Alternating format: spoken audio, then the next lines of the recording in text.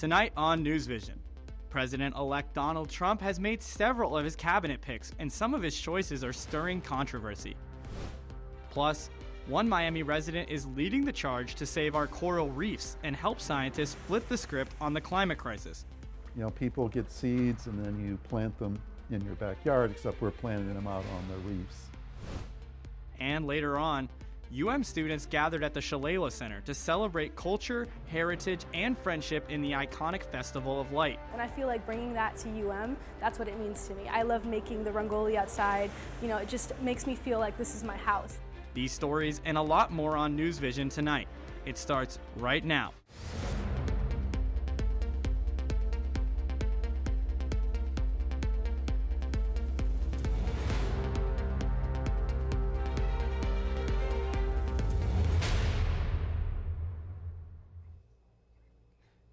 Good evening and welcome to this week's edition of NewsVision. I'm Max Keller. And I'm Billy Brightman. Thank you for joining us. Monday was Veterans Day and people marked the holiday all over Miami.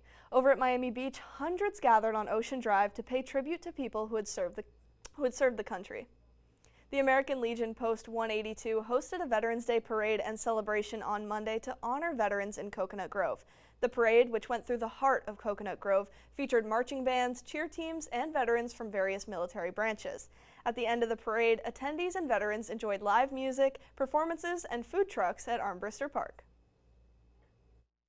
Most veterans are not celebrated throughout the year, so this is an opportunity for us to pause and to tell them that we appreciate them. Veterans Day is celebrated every year on November 11th in the U.S. to honor military veterans who fought in the armed forces. The University of Miami also celebrated Veterans Day early with the annual Salute to Service Veteran Appreciation Breakfast on Friday, November 8th. The event was hosted in the Shalala Student Center Ballroom by UM's Veteran Resource Center, the Veterans Cane Society, and the Veterans Unite Employee Resource Group. UM veteran faculty, alumni, students, and their families were invited to celebrate their community with a catered breakfast and a panel featuring 3 veteran canes. The University of Miami has always, since I got here, represented the veterans in the best possible way. They care for us, they look after us, they track our progress, and they give us the tool and resources to succeed in academics. The panelists spoke about why they joined the military, what they wish civilians knew about their service, and what keeps them feeling connected and appreciated at UM. On Wednesday, President-elect Donald Trump returned to Washington to meet with President Biden in the White House. The two have not held a meeting together since 2021. Biden and Trump spent time discussing the future of Trump's second presidency.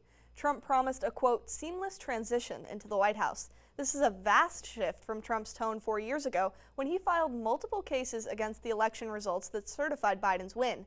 The main focus of the meeting was centered on the war in Ukraine and shared interests in tackling foreign adversaries. Trump will not be inaugurated for another 2 months, but the president-elect has been busy selecting his cabinet. Political anchor Shay McDonald is live in the studio to tell us more. Shay?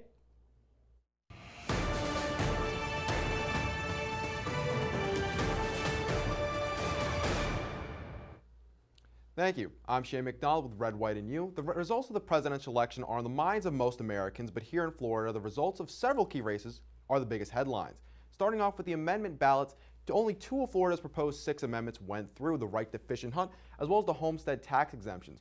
But on the other end, a couple of surprising ones, as we can see right here, the legalizing recreational marijuana, as well as the extension of the abortion ban from 6 weeks, where it currently is, to the point of viability, failed to pass. They needed 60% approval, but as you can see right here, barely managed to not hit that mark. Moving over to the Senate races, if we can. Incumbent Republican Senator Rick Scott beat out Debbie Mucarsel-Powell by a 13% margin and nearly 1.4 million votes. As Senator Scott settles back into his seat, things are starting to shake up with the now majority party, Republican Party. Mitch McConnell, the longest-serving Senate party leader in U.S. history, is stepping down. As his 17-year reign as leader of the Republicans comes to a close, he had one message for the future of the party. Last week, American voters were desperate for leaders who could deliver safe streets, secure borders, stable prices, and strength abroad. So they chose to hire Republicans. On Wednesday, Republicans held an election to decide who replaced McConnell. Senator Scott received support from several notable Republicans, but was the first of the three candidates to be eliminated. This left John Thune of South Dakota and John Cornyn of Texas in the race. And after a second vote, Thune defeated Cornyn 29-24. In a press conference after his victory, Thune declared the plan for the future of the Senate under his leadership. We have a mandate from the American people. A mandate not only to clean up the mess left by the Biden-Harris-Schumer agenda, but also to deliver on President Trump's priorities. Thune will assume the position of Senate leader starting in January. But that isn't the only big change coming in the Senate, as Marco Rubio, Florida senator for the last 13 years, will become the next Secretary of State. And he isn't the only Florida congressman Trump is poaching, as House Rep. Matt Gaetz is his pick for Attorney General. Governor DeSantis will now need to find a replacement for both in the coming months.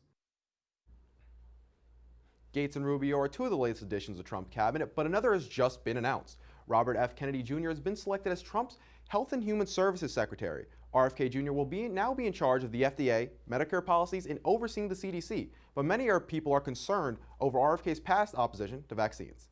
As decisions like these are finalized, we'll have a clearer picture of Washington's next leadership. With the House already called red, Republicans will now have control of the presidency, Senate, and the House, just like Trump's first 2 years of his first term. We'll continue to keep you updated. Guys? Thank you, Shay. And as you said, Amendment 4 on abortion did not pass in Florida. It would have limited government interference on abortion and extended what is currently a ban from 6 weeks to around 20 weeks. The amendment was a people's initiative, which means that hundreds of thousands of people signed a petition to have it on the ballot. Overall, Floridians supported the amendment with more than 57% voting yes, but in Florida, you need at least 60% support to pass an amendment into law. Though the amendment failed to make it through, pro-choice legislators say they are not giving up. And what they should do is the legislature should go back into session and they should restore our abortion rights legislatively, like the overwhelming majority of voters, Republicans, Democrats, and NPAs, our independents here in Florida, came together and said they went too far. The current ban does include exceptions for victims of sex crimes or in cases of potential health emergencies. On campus, one annual tradition comes back to give students lessons outside of the classroom and in the bedroom. Annually hosted by Project Public Health, Sex Night gives students the opportunity to get down and dirty with an expert panel. We're here trying to kind of correct the sex education that people got in middle school and high school. Kind of just wanted to give students a space to feel comfortable asking any questions they may have about safe sex and provide them with a panel of sexual health experts to give them correct and backed up information about any questions they may have. The impressive panel included Executive Director and founder of PRISM, Max Fenning, Dr. Judith Sims-Seaton, Founding Division Director of Pediatric Adolescent Gynecology at the University of Miami Miller School of Medicine, and more. You know, preaching safe sex is very important since kids are going to have it anyways. It's important to know how to do it safely.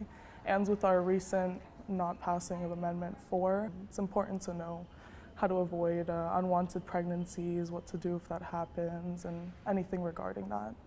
The organization aims for students to get woke, get mentored, get published, get going, and get educated about issues that are important to you and your body. We hope to kind of bring that to light in a much more accessible way, comprehensive way that is not padded down by like medical jargon and all of that. Project Public Health fosters a safe and supportive environment for students to inform themselves during a susceptible stage in their life. Emmeline Smith, UMTV. The public schools at Broward County have implemented a new cell phone ban that has sparked conversation. The policy is meant to cut down on distractions, but some parents say it may be a safety issue. The ban affects students from kindergarten to 12th grade and means they cannot use their phones during the school day, at lunch, or between classes unless a teacher gives them permission. But some parents are worried as they feel it limits their children's ability to reach out during an emergency. And that's a big concern, especially after the 2018 shooting at Marjorie Stoneman Douglas High School in Parkland, when students were able to record footage and text their loved ones as the shooting was unfolding. But Florida Governor Ron DeSantis said he favors limiting cell phones in schools at the bill signing ceremony last year. mean, I think that they have every right to say, kids come in, just check your phone at the beginning, at the front of the room, leave it there, learn, and then grab your phone and then go after that. Still, many students share similar sentiments of anxiety because they cannot contact their friends or family from the first to the last bell of the day. And teachers say it's been hard to enforce the ban so far, especially when students need devices such as iPads or computers for learning. Construction has just begun on the new bridge that would replace the previous bridge by FIU that collapsed about 6 years ago. Kayla Butter is live in Sweetwater with the story. Kayla, what can you tell us? In 2018, the pedestrian bridge that ran across 109th Avenue here behind me that connected FIU's campus with the town of Sweetwater collapsed, leaving 6 people dead. Now, more than 6 years later, the Florida Department of Transportation is just beginning construction on a brand new bridge. Construction began on November 3rd, and engineers with the company say that this time around, the bridge will be made out of steel instead of concrete, just to keep things a bit more safe. And they say that this time, safety is their #1 priority. Construction will happen in phases over the next 2 years, and while that's happening, traffic lanes on this highway behind me will be closed nightly. The project is set to be finished by the fall semester of 2026. Reporting for UMTV from Sweetwater, I'm Kayla Butter. Thank you, Kayla. And we officially have the 18th named storm this hurricane season. Earlier today, Tropical Storm Sarah formed in the Caribbean. Quinn Davidson is in the studio to break down the storm's path. Quinn, is Sarah coming our way? Billy, it's far too early to tell what impacts, if any, will be felt here in South Florida. Right now we have Tropical Storm Sarah. She is a 40-mile-per-hour storm situated just to the north of Honduras. And look at this, each icon is a 24-hour period. It is moving very, very slow, and that is what's going to be causing life-threatening to catastrophic flooding for areas in Honduras. We see locally 20 or more inches possible in these mountainous regions, so anywhere from mudslides to flash flooding is a huge concern for areas in Central America. As to where Sarah will head after, here are those spaghetti plots. They are all in consensus that it will move over the Yucatan Peninsula, but eventually there is a lot of uncertainty as to where it will go. After that, stick with the National Hurricane Center for more.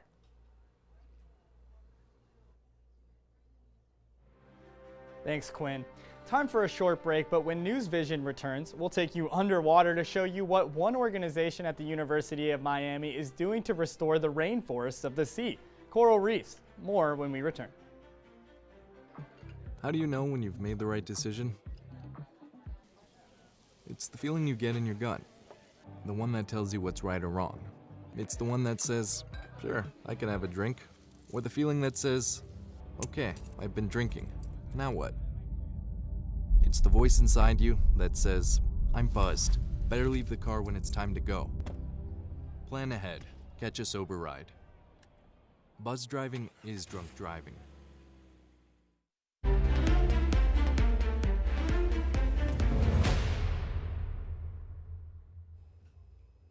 Coral reefs are often called the rainforests of the sea, but reefs have suffered tremendous damage because of climate change and pollution. Gracie Palmer dives into the story of one Miami woman who may have the key to saving them. Beyond the beaches in South Florida lies an underwater world of vibrant corals. But besides looking pretty, they also serve a much greater purpose. And really those corals are incredibly important because they provide what we call ecosystem services. So they help protect the coastline and all the livelihoods of people here. However, these crucial coral reefs are in danger. Climate change is a huge component of why reefs have been struggling, in part due to increased surface temperatures as well as increased ocean acidification. So those are two large issues.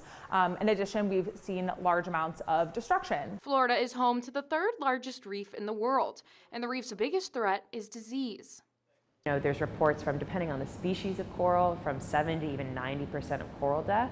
This is what motivated researcher Shelby Thomas to create an organization called the Ocean Rescue Alliance in 2020 and implement a new system to save the reefs. In this new lab here in Allapattah, Shelby Thomas will be growing coral artificially to move to our oceans using a new process called Coral Lock. So what you see here is a variety of Coral Lock products, and this is an example of our Coral Lock. So again, it's this threaded frag plug.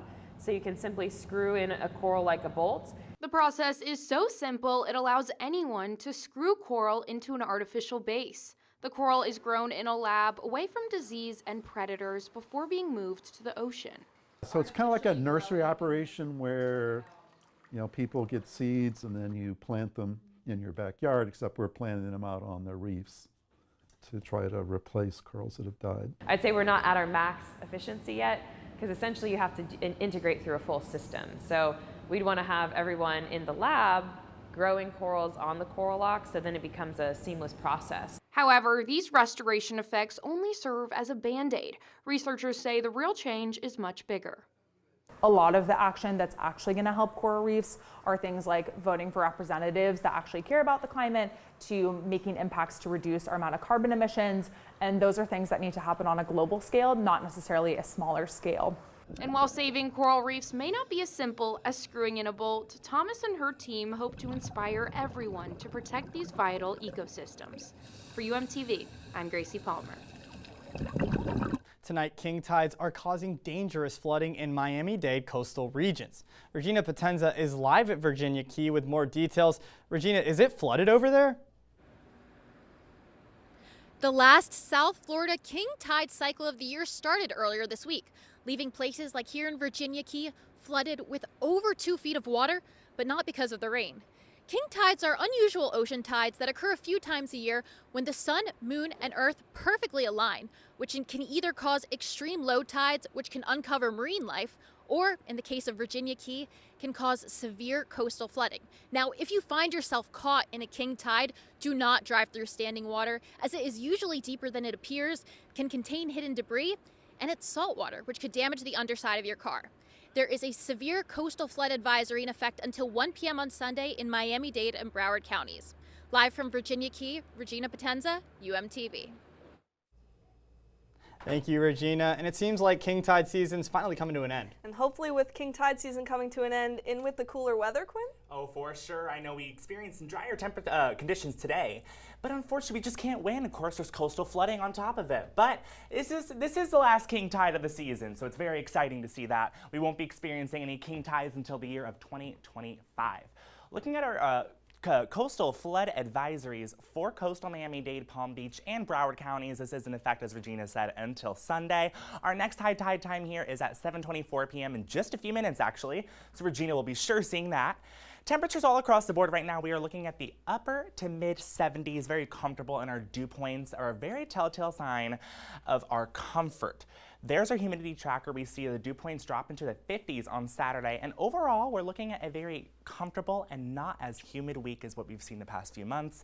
But again, as we were mentioning earlier, Sarah, you can see that humidity increase by Thursday, and that's when we'll be seeing that moisture come in from Sarah. There is Sarah over right by Honduras, and that's going to move into the Gulf of Mexico eventually. And whether or not it is a tropical storm, we will be seeing an increased risk of storms and showers. And look at that pocket of orange. That is a humidity tracker letting us know that it is going to be a lot wetter in that atmosphere than what we're used to. And that will move off. We'll still see there's that cold front and that purple, so we'll be seeing more drier conditions once that moves through.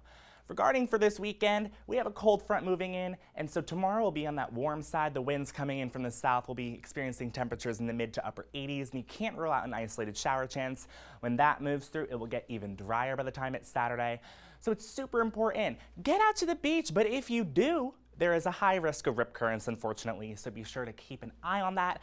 As you are swimming, you don't want to be caught in a rip current, and swim by a lifeguard. That is always the safest bet.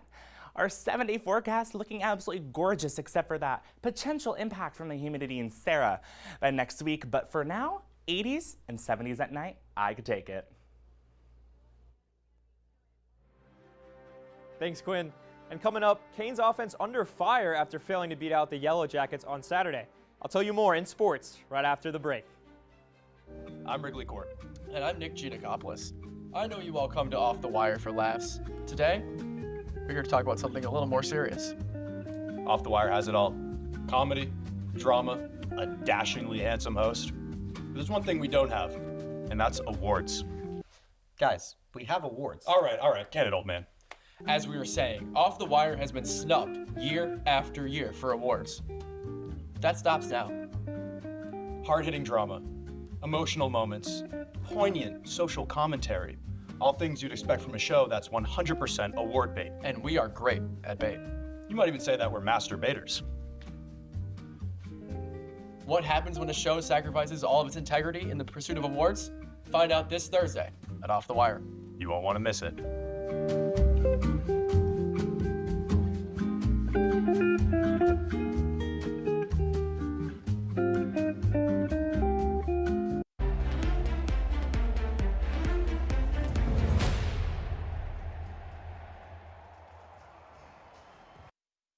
Welcome to sports. I'm John Stanley.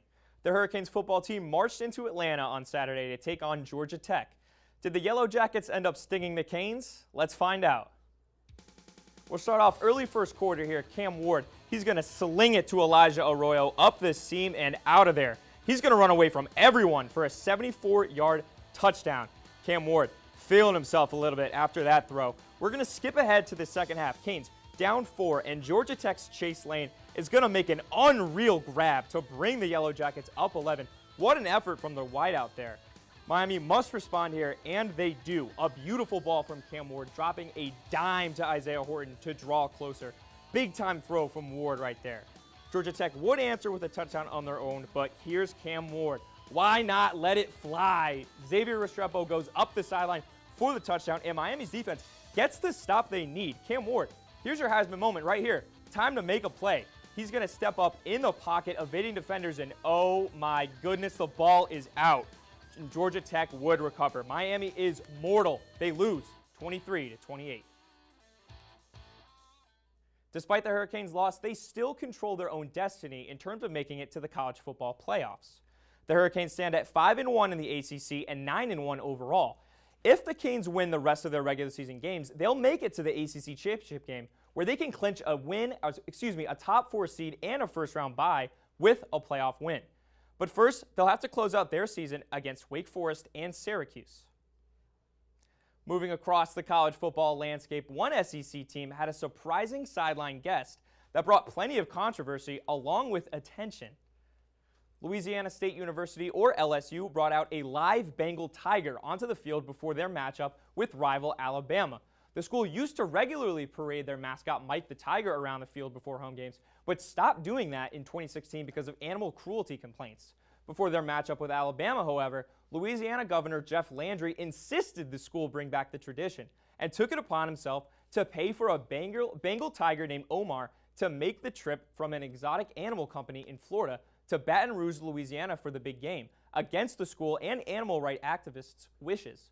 Landry called those opposing his actions, quote, woke people, and after LSU's 42-13 loss, he joked that Omar, the live tiger, was the only tiger that showed up on Saturday. Football game halftime celebrations are a tradition over 50 years old. The Frost Band of the Hour at the University of Miami dates back to 1933. And now, as Regina Potenza reports, there's one member of the band lighting up the halftime performance.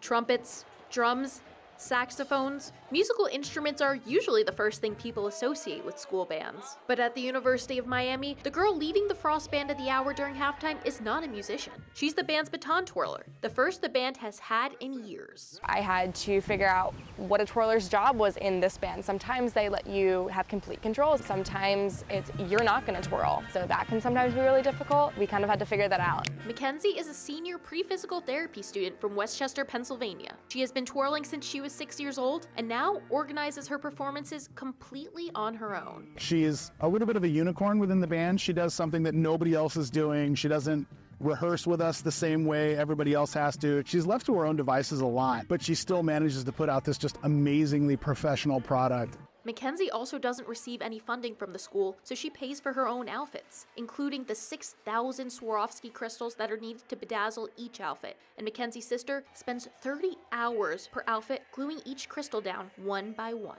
It's kind of a way for me to still stay involved with baton a little bit since I stopped twirling 4 years ago now. That was kind of around the time that I started doing the designing for Mackenzie, so it's just a good way to keep me still involved. And while baton twirling might not seem like the most dangerous job on the football field, it is when you light two of them on fire. You just have to keep them moving because if you don't, the flames will get really, really large. I mean, it's a little bit scarier, especially if you're doing 2 or 3 or a little bit more scary. Mackenzie is only allowed to twirl fire at Hard Rock Stadium on weekends where there is no NFL game there. While very rare, sometimes there are hiccups in flaming baton twirling, like this past weekend when the flaming batons dipped in kerosene took a few tries to ignite. You make it a show them that you're relighting on the other ends, and then you're like, oh, look at me, I'm lighting this one. Mackenzie practices 3 times a week with the Frost Band for 2 hours each session, and on the weekends with a private coach. In the US, there are around 1 million baton twirlers total, around 350 collegiate baton twirlers according to the National Athletic Trainers Association, and less than 500 professional twirlers in the country. Since twirling batons is such a physical activity, almost all twirlers have to end their careers in their early 20s. My body is hitting a point where sometimes it's getting a little hard for me to do what I used to be able to do. It's time, but it's also, it's sad. And for Mackenzie, this season twirling will be her last as she is graduating in May.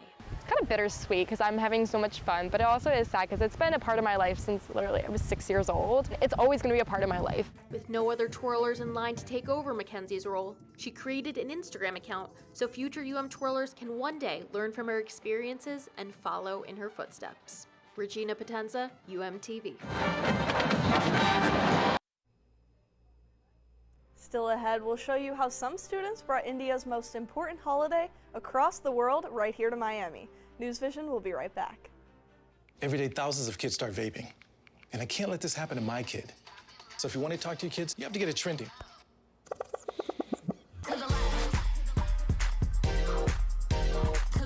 No, you're doing it wrong.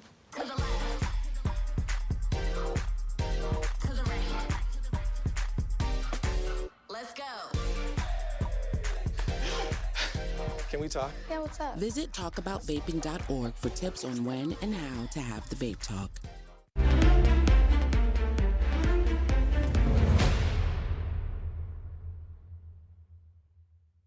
The University of Miami is home to many diverse organizations, and last week one of them brought a part of India to campus. Alejandra Morales has the details. Over the weekend, students at the University of Miami got to celebrate India's biggest and most important holiday. On Sunday, the Indian Students Association hosted Diwali with food, games, and music in the Shalala Student Center on campus. Hindus, Diwali symbolizes the victory of good over evil and knowledge over ignorance. The word Diwali comes from Sanskrit and means a row of lights. Specific customs vary in India's regions, but it is most commonly celebrated with fireworks, feasts, gatherings, and prayer. Diwali, you're meant to clean your house and decorate it as best as you possibly can. That's kind of like you're supposed to welcome the different positivities of the world, of the universe into your house. And I feel like bringing that to UM, that's what it means to me. I love making the rangoli outside. You know, it just makes me feel like this is my house and I can like make it pretty. The UM Indian Student Association was created in 1994 and currently has 293 members. It means a lot to me to celebrate Diwali here because I've been here for the past 4 years, so I've really missed Diwali back home. And just coming together here with my people, my friends, it sort of brings a community together, and I really appreciate that, so it means a lot to me. The vibrant celebration today allows UM students to experience firsthand a taste of India by trying typical Indian dishes and by wearing traditional garments called saris. E-board members urge UM students to stay on the lookout for next semester's events, their biggest being the celebration of Holi, which is the festival of colors. No date has been announced yet. Reporting for UMTV, I'm Alejandra Morales. What a great celebration. And speaking of celebrations, I hear it's someone's special day today. I don't know about you, Billy, but I'm certainly feeling 22. And you know what they say, friends are the family we choose. And I love everybody here at NewsVision. You guys are all part of the family, everybody that's tuning in, the cast and the crew. It was awesome celebrating with you guys. Oh, Max, and I know it's your first semester on NewsVision, but we've loved having you here. You're amazing, so I really hope you have a special day. And while that's all the time we have for this week's edition of NewsVision, you better have a great night tonight. And thank you for watching. Be sure to tune in for our hour special long episode next Thursday at 6:30 p.m. Have a good night.